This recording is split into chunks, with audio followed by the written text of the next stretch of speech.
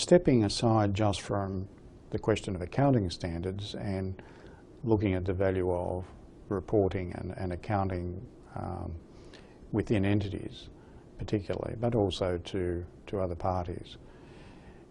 If, for example, you are a smallish proprietary company, you're not required to lodge financial statements, what should you be doing about your own accounting and reporting within your own sphere?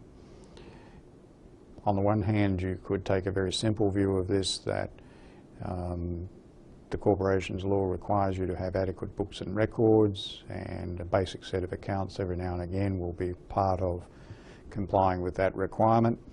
And you might take the mentality that this is largely a tick-the-box compliance exercise that, if anything, is taking time away from the business. That's one mentality. I think the other mentality is to look at what we are trying to do in general purpose financial reporting and think about what can be learned from that and how useful it might be within a business.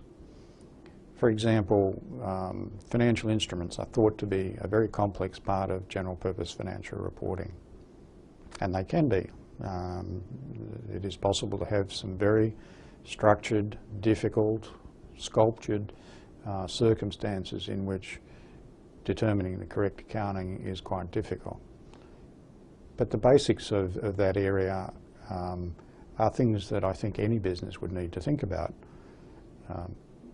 Every business will have financial instruments of some sort. They'll have receivables or payables, which are plain vanilla financial assets and liabilities, and the accounting for those is no different than you would be familiar with from the viewpoint of your mortgage on your own house. So there's nothing particularly complicated there. But as soon as you start to enter into other types of instruments, you really do need to pay attention. There is nothing to stop a small business actually holding almost inadvertently a derivative that could spell the end of the business.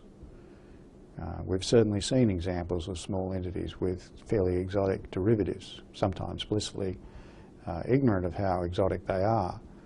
But just as a large business can be blown out of the water with a derivative, so too can a small one.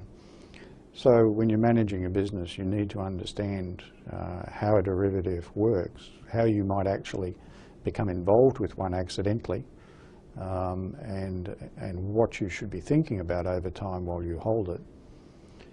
When I say you can have these accidentally, one of the most common sources of derivatives are to be found in the small print of contracts, either for goods and services sold, or for financings received, or in the context of maybe acquiring another business. Quite often those sorts of clauses that constitute derivatives are actually sewn in by lawyers just to cover off on some unlikely prospects, and therefore they're not paid much attention.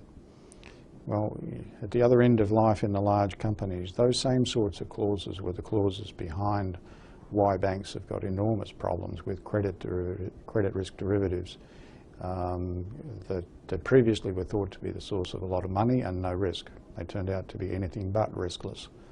So there is something to be learned even at the most complex end of life.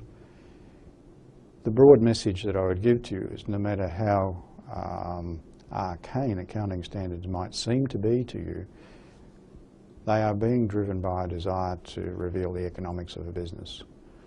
So if you're not broadly following the thoughts that are in those requirements when you're thinking about your own informational needs, implicitly you're ignoring some aspect of the economics of your business.